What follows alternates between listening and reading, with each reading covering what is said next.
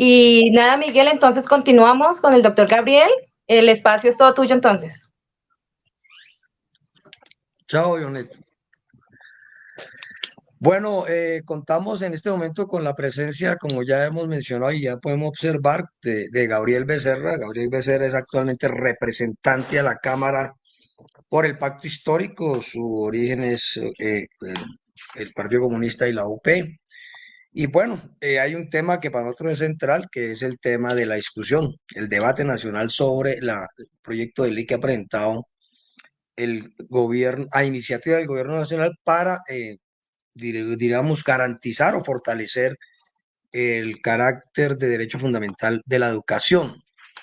Entonces, Gabriel, bienvenido a Encuentros Pedagógicos, en un espacio que existe desde el 8 de marzo de 2015, el equipo de renovación magisterial, que tiene una actividad y presencia en el país. Bueno, bienvenido, Gabriel. Profesor Miguel, un saludo muy especial a ti, a los compañeros de Encuentro Pedagógico, felicitarlos por este espacio, igual a la audiencia que nos está acompañando en este momento y decirles que en el contexto del nuevo gobierno, en el contexto del proceso de cambio, están sobre el debate público una serie de reformas que responden, por un lado, a la respuesta necesaria que hay que dar a una crisis profunda que existe en la sociedad colombiana en muchos ámbitos, en muchos campos y sin lugar a dudas en el de la educación.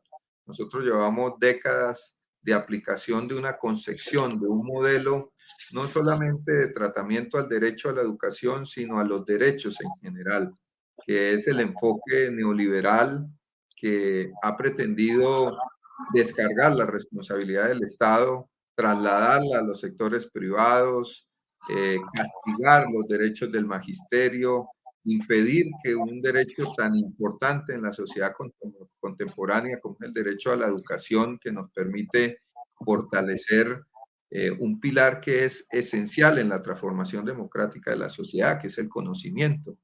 El presidente Petro hablaba que cuando abocábamos el proceso de cambio deberíamos tener como tres pilares, decía él: un espacio, un territorio, de ahí la importancia de la reforma rural, de la reforma urbana. Debemos tener un capital, la necesidad de hacer reformas económicas, de recuperar la productividad en este país, y la necesidad del conocimiento.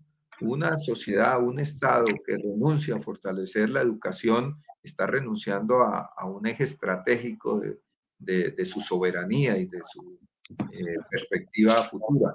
Entonces, hoy, después de, digamos, esa larga lucha que han dado ustedes los maestros, que han dado muchos sectores, pues tenemos un nuevo momento político. Hoy podemos decir que existe en medio de los debates, de las contradicciones que son naturales, una voluntad política del jefe de Estado para poder cumplir algo que propuso en su programa de gobierno y que hoy ya está en el Plan Nacional de Desarrollo, que es lograr abrir un proceso de reforma en el sistema educativo colombiano. Yo creo que va a ser un proceso, no creo que esta ley que se va a presentar la próxima semana, el próximo lunes, nos van a acompañar los compañeros de FECODE dentro de las intervenciones que se van a hacer en una audiencia pública en el Salón Elíptico de la Cámara de Representantes para poder revisar, problematizar, aportar al documento que se conoce hasta el momento, que es una segunda versión, y de esta manera garantizar que la reforma educativa cuente con las y los maestros y con los demás actores del movimiento educativo. Entonces, Miguel, yo diría de entrada que estamos en ese momento de reformas, donde además de los temas laborales, de los temas pensionales, de los temas de la salud, la educación ha decidido el gobierno, y me parece, para quienes venimos del movimiento universitario, estudiantil, educativo, es muy pertinente que se priorice también las reformas educativas, porque no es solamente este proyecto de ley estatutaria. Ya explicaremos. Bueno, entonces tenemos, digamos que sí hay dos agendas legislativas que están hoy sobre el tapete.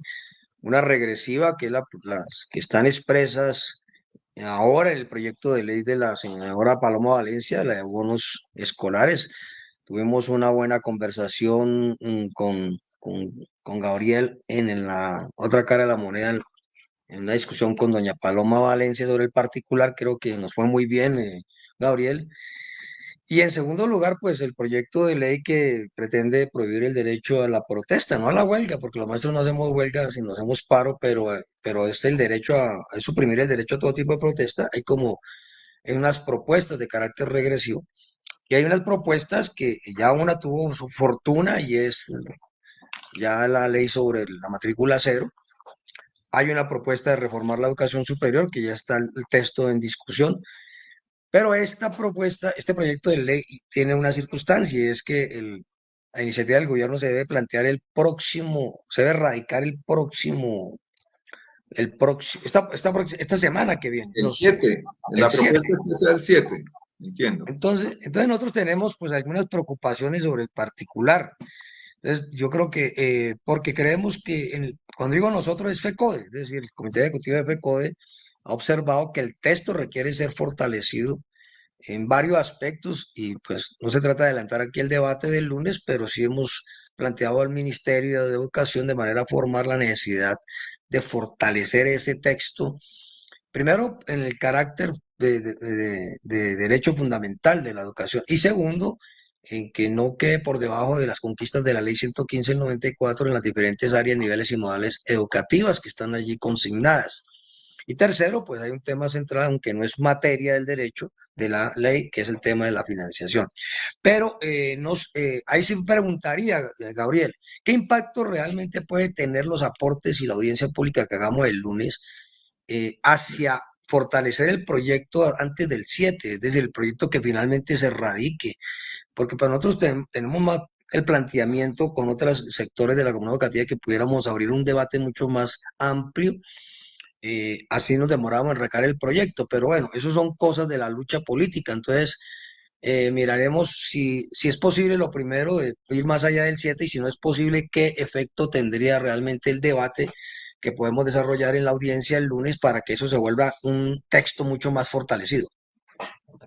Lo primero que habría que decir, Miguel, es que todas estas reformas están cruzadas por el debate político y por el debate del gobierno y del poder en la sociedad colombiana. Creo que el afán de poder presentar el proyecto por parte del gobierno nacional, que yo creo sinceramente responde también a una opinión del presidente de la República, Es cierto, tiene que ver, así es, así es. Eso es así, mejor dicho. Yo creo que eso es indiscutible. una preocupación central del presidente de la República. Y digamos, la preocupación también son los tiempos políticos, porque ya llevamos un año de gobierno. Un gobierno se pasa de 4 años muy rápido. Muy rápido. Entramos al segundo año, empieza a llegar el sol a las espaldas y las condiciones son distintas en ese tiempo al de ahora. Y adicionalmente, porque como usted muy bien dice, este tiene que ser un proyecto que cuente con la mayor participación, con el mayor debate posible. Lo hemos planteado y lo ha planteado sobre todo el movimiento estudiantil en el caso de la reforma a la Ley 30, sobre el cual hay que decir, el texto que existe es todavía un borrador, yo diría, muy lejano de lo que debiese ser el proyecto final. Yo creo que la audiencia va a servir para varias cosas el lunes. Primero, para sacar al debate público con mayor fuerza la opinión de sectores muy representativos. Dentro de eso yo diría FECODE, que es nada más y nada menos que la organización de las maestras y de los maestros. Creo que hay que servir de caja de amplificación de esas observaciones que tienen ustedes y que pueden tener otros sectores alrededor de esta primera versión. Ya es una segunda, digamos, en el proceso de construcción, pero va a ser la primera que se radique. Ahora, hay que decir que esta es una ley de carácter estatutario que tiene unas particularidades. Una ley de carácter estatutario es distinta a la ordinaria o un acto legislativo. Es una ley que va a exigir una condición de revisión de la Corte Constitucional. Es una ley que tiene que ver fundamentalmente con el desarrollo de derechos fundamentales sobre el cual la Corte Constitucional ha producido mucha doctrina, mucha jurisprudencia. Y entonces lo que queremos es trasladar, digamos, esa mirada desde el punto de vista jurídico, pero también desde el punto de vista, diría yo, filosófico, político, estratégico de la educación. Llegaríamos el 7 con este texto y nosotros, en particular, en mi caso, que participo de la Comisión Primera de Cámara, este proyecto entra por la Comisión Primera de Cámara, esperamos estar en el grupo de ponentes.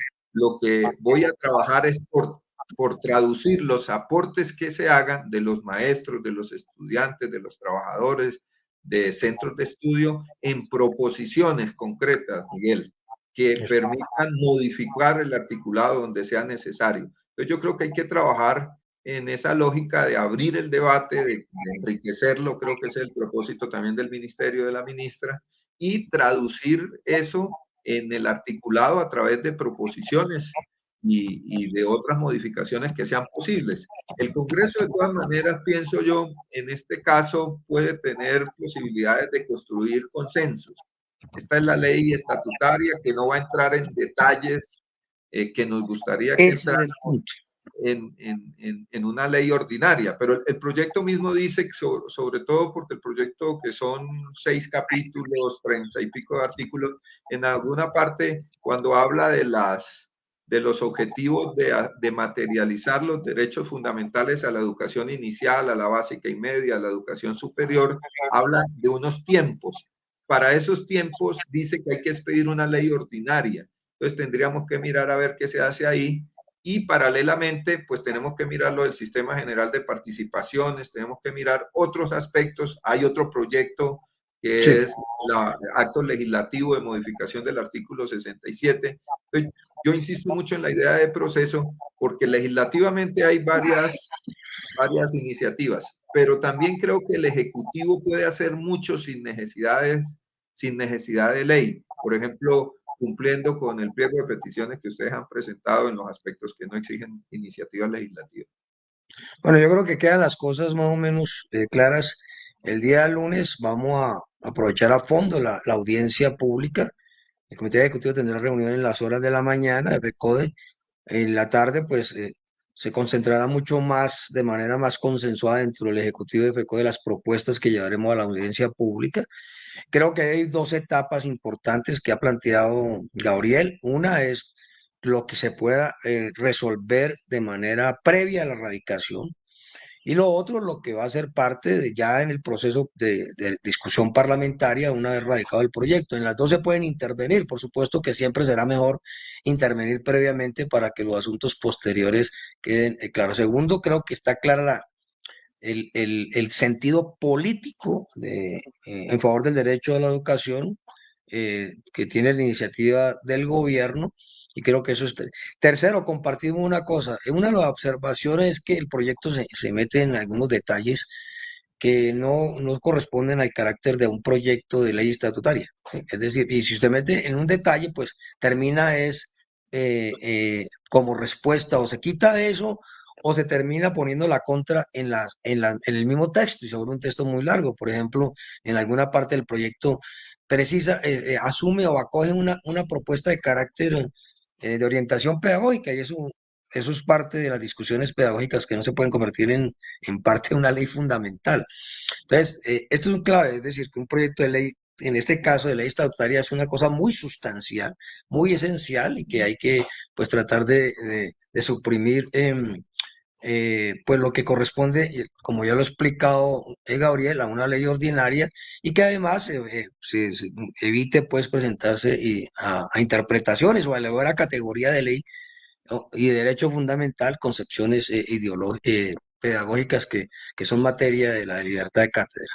Bueno, Gabriel, creo que nos vemos el lunes, y muchas gracias por todo este espacio, muchas gracias por el apoyo en el desarrollo del paro nacional del magisterio, en el apoyo en las discusiones frente a los proyectos de ley que pretenden suprimir el derecho a la educación, y por supuesto aquí estaremos conversando, y no sé si quieran algún cierre en este momento, antes de que Pues en primer lugar agradecerte la invitación, en segundo lugar invitar a los maestros y a las maestras para que conozcan el proyecto y se pueda canalizar a través de ustedes, los dirigentes, los aportes que consideren pueden ayudarlo a mejorar. En tercer lugar, decirles que todo esto está en el contexto de una batalla política, que ustedes lo han sabido explicar. Hay una idea también de colocarle a el ánimo reformista de este periodo de la historia nacional para recuperar derechos unas contrarreformas. Y hemos visto cómo el Centro Democrático, cómo Cambio Radical están en función de una campaña de ofensiva, de mentiras, de generar confusión, desconcierto, desánimo en la gente contra este proceso de cambio, un proceso además que es histórico.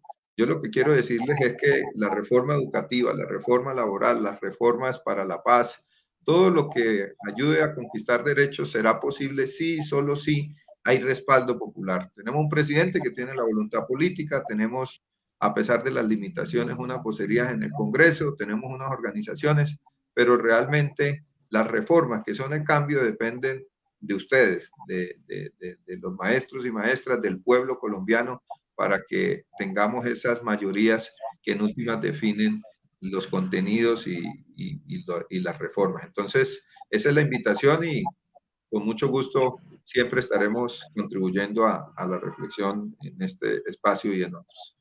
Bueno, creo que el sentido está muy claro. Invito a los compañeros y compañeras a leer la columna que hoy publicó el rector de la Universidad Pública Nacional, el compañero Alejandro Álvarez, sobre el particular. Tenemos también nosotros una serie de fuertes reparos al texto, pero más con el ánimo, por supuesto, de complementarlo y de fortalecerlo. Y en ese orden de ideas entendemos la voluntad que hay, tanto de la bancada nuestra en el Parlamento como del Gobierno Nacional, para que esto se pueda incorporar antes de la radicación, que sería lo óptimo en este caso, y que aspiramos a que sea así. Ya ha explicado Gabriel los tiempos que tenemos en la lucha política, cada vez más complicada, por supuesto, y movilización social para las reformas sociales, para la transformación que requiere la educación. Y en ese sentido, más de movilización social, necesitamos también respeto a la institucionalidad, no los golpes de Estado. Y el 27 de septiembre a las calles, ¿no, Gabriel? A Esa defender, es la pues, las decisión, reformas. a defender las reformas, porque sin pueblo no hay reformas. Así es. Bueno, Gabriel, muchas gracias, porque ya Ivy me van a regañar en el comité editorial. Chao. Gracias, Chao, Gabriel. un abrazo.